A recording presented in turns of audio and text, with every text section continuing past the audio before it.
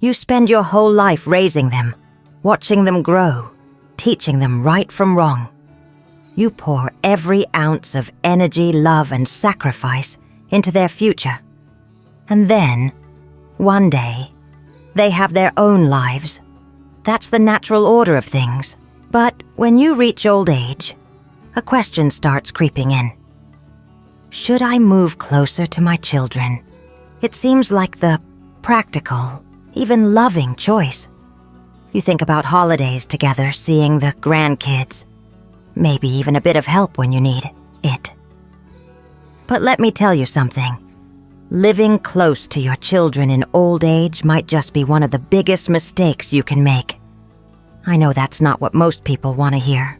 It sounds harsh, maybe even a little sad. But I've lived long enough to see this story play out time and time again, and I can tell you that reality doesn't always match the warm picture in your mind. You don't want to admit it, but your role in their lives has already changed. They have jobs, marriages, children of their own. They have pressures you don't see, struggles they don't always talk about. And while they may love you deeply, they are not the same people who once ran to you with scraped knees and bedtime stories. The truth is, the closer you are, the more complicated things can become. Think about the independence you've built over the years. You spent decades making your own choices, living on your own terms, creating a life that's yours. Now imagine moving closer to your children, expecting warmth and connection, only to realize you feel more like an outsider than ever before. You watch them rush in and out of their lives, busy with schedules, commitments, and responsibilities that don't include you. You might see them often, but do you truly feel seen? That's the mistake many parents make. They assume proximity equals closeness. It doesn't. The closer you live, the more expectations arise. You may expect them to visit, to include you, to make you a part of their daily world. And maybe, at first, they try. But soon, life pulls them in different directions. Your calls might go unanswered. Your visits might feel like an obligation instead of a joy. And suddenly, the presence that was meant to bring comfort starts feeling like a burden, to them and to you. You might not say it out loud, but deep down, you sense it. And then there's the issue of dependency. Many parents move closer to their children hoping for a safety net, thinking, they'll take care of me when I need help. But here's the hard truth. Your children are not your retirement plan.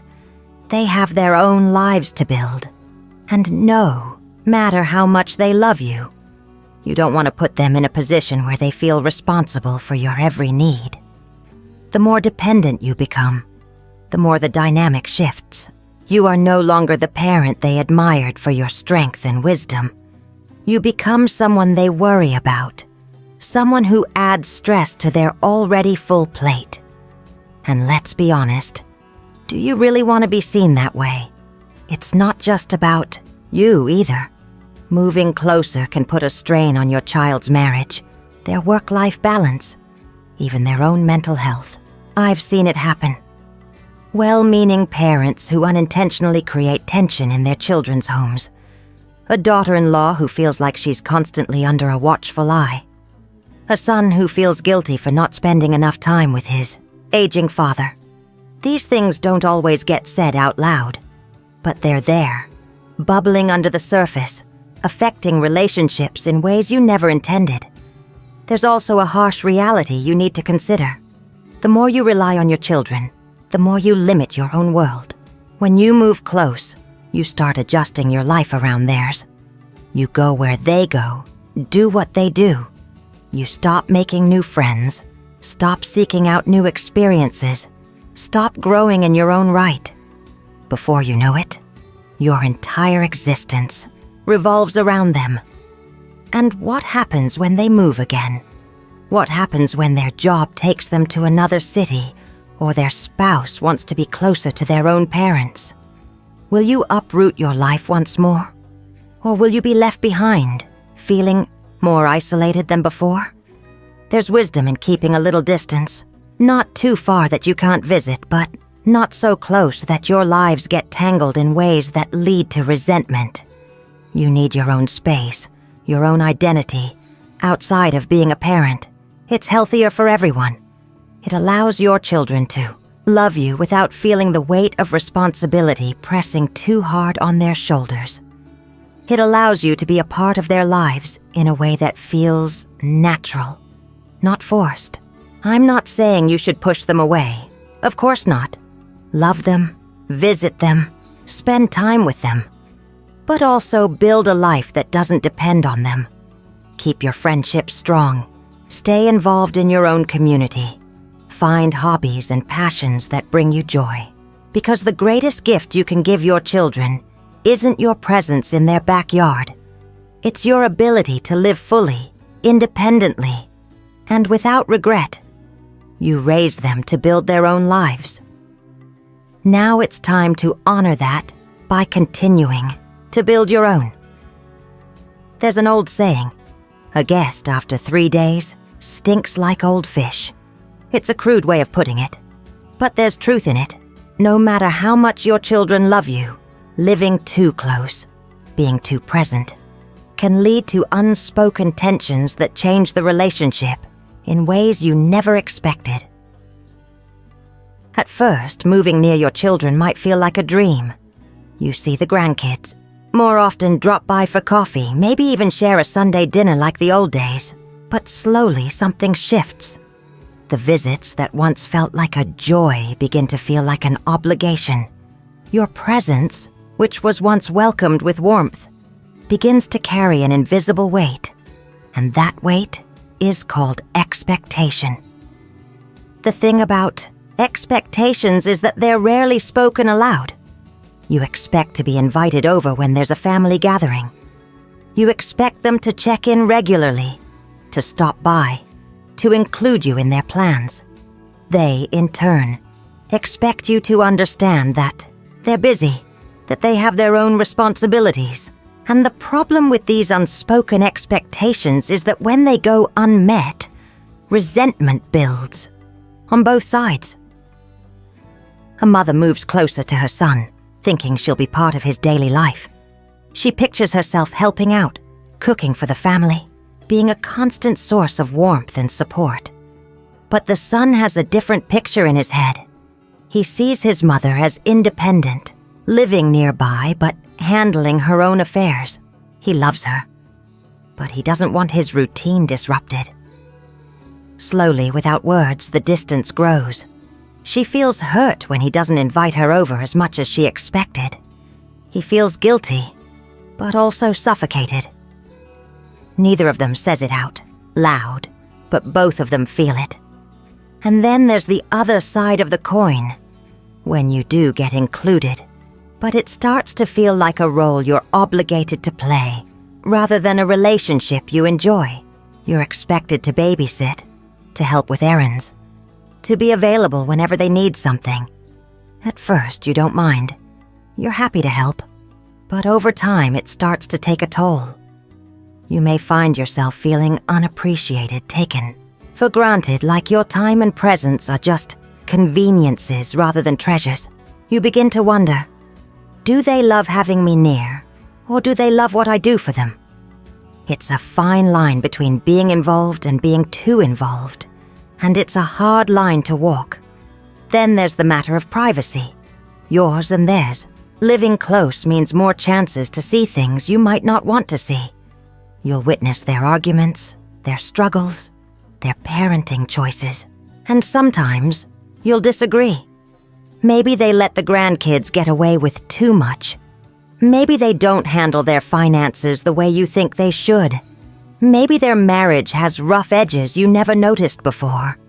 And when you live too close, it's tempting to step in, to offer advice, to try to fix things. But here's the hard truth. They don't want your advice, no matter how wise your words, no matter how much you've seen in your lifetime. They need to make their own mistakes. They need to learn their own lessons. And if you're too close, if your presence starts to feel like a judgment rather than a support, you may find yourself being pushed away. Not because they don't love you, but because they need to protect their own space, their own identity. I've seen parents who moved near their children only to feel lonelier than they did before, because while they're physically close, they realize they're not emotionally as close as they once were. There's a distance that wasn't there before, a quiet discomfort that lingers in the air. It's a slow, painful realization that living near your children doesn't always mean you'll be a part of their lives in the way you imagined. And here's something else to consider. What if you outstay your welcome? What if, over time, the relationship becomes strained? You can't just pick up and move easily in old age. You can't rebuild your social life as effortlessly as you once could. If things become uncomfortable, you may find yourself stuck in a place that no longer feels like home, relying on people who don't truly want to be relied upon.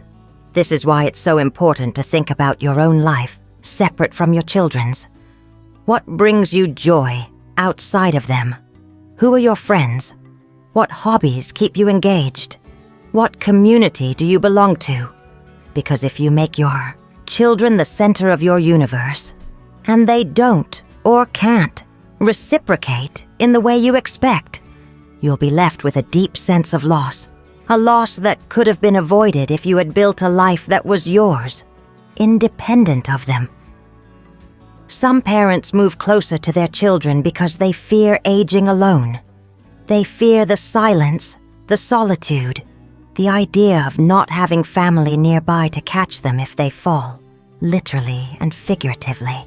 But the irony is that moving closer doesn't always protect you from loneliness. Sometimes it magnifies it. You sit there, a short drive away, watching life go on without you, feeling more invisible than ever before. Instead of moving closer and hoping your children will be your safety net, ask yourself what you can do to ensure a fulfilling old age. Can you join a community? Can you build friendships that go beyond your family? Can you invest in a lifestyle that keeps you active and engaged rather than dependent? Living close to your children isn't always a mistake. For some, it works beautifully. But if you make that decision, do it with eyes wide open. Don't assume it will bring you the closeness you long for. Don't assume they'll have the time, the energy, or the willingness to make you a central part of their lives.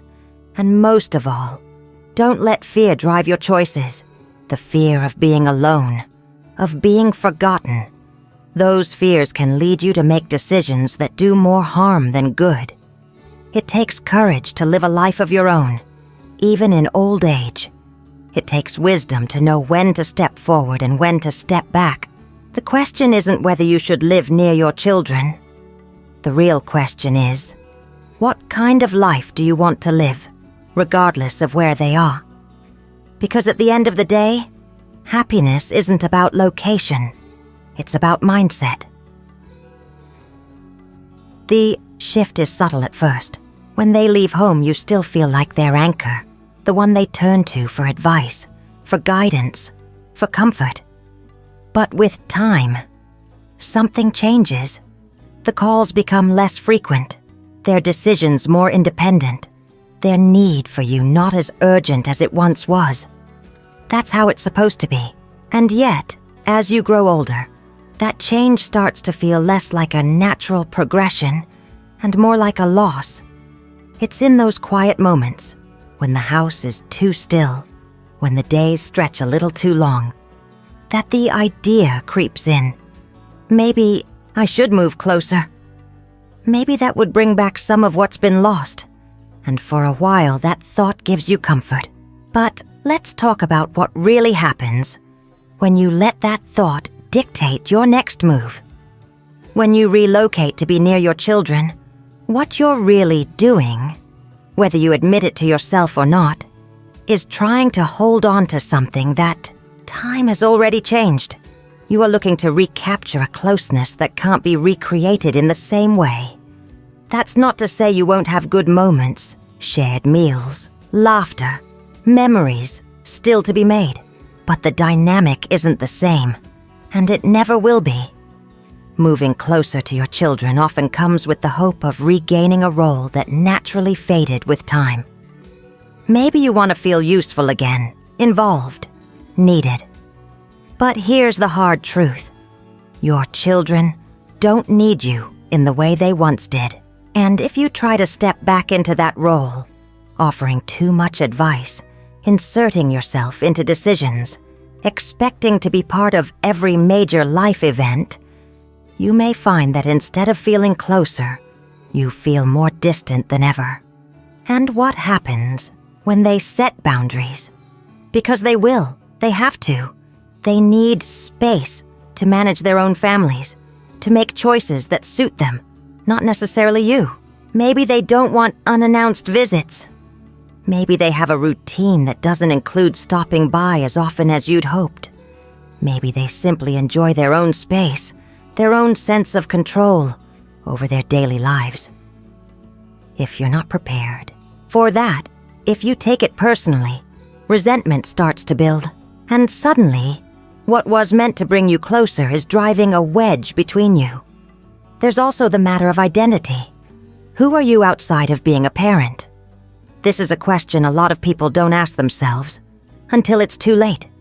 You spend decades defining yourself in relation to your children: caretaker, provider, protector. But what happens when they no longer need you in that way? If you haven't built a life of your own, if you haven't nurtured relationships and interests outside of them, you risk losing yourself. Too many parents move near their children thinking it will solve the loneliness they feel, only to realize it doesn't work that way. Loneliness doesn't come from distance.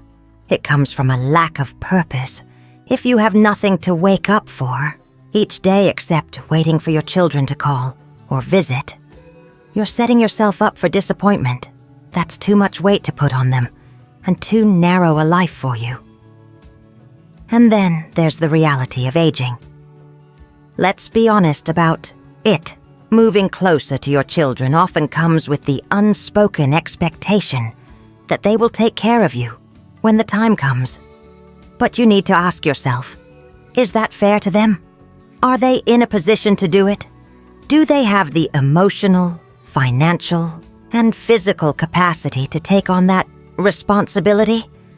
And even if they do, is that what you truly want? Because here's what I've seen happen too many times. A parent moves closer, thinking their child will be their caretaker. At first, it's small things.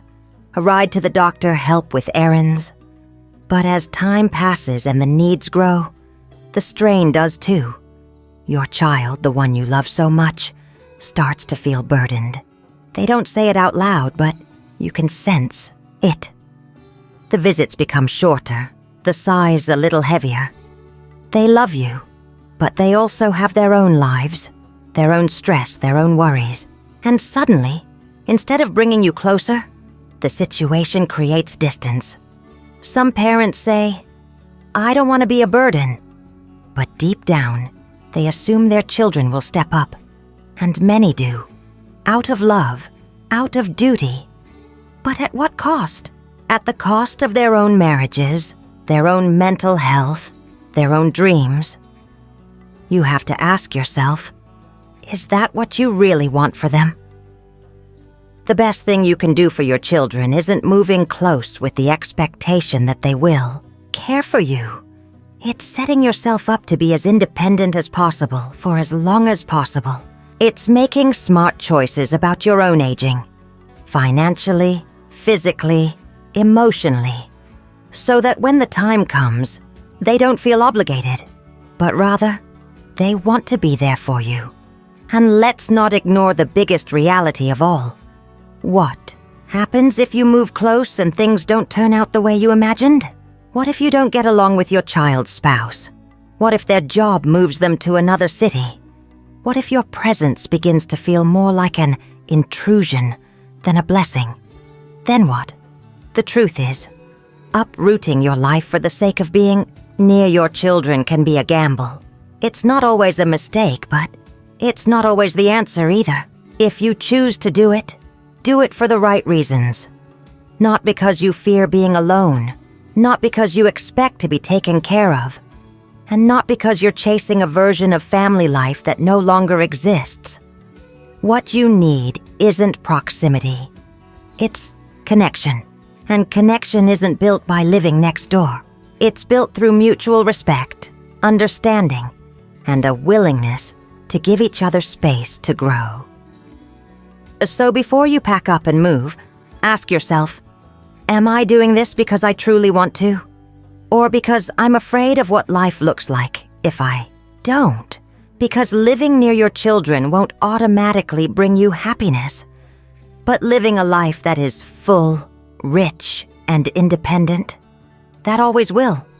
Life has a way of teaching us that closeness isn't measured in miles.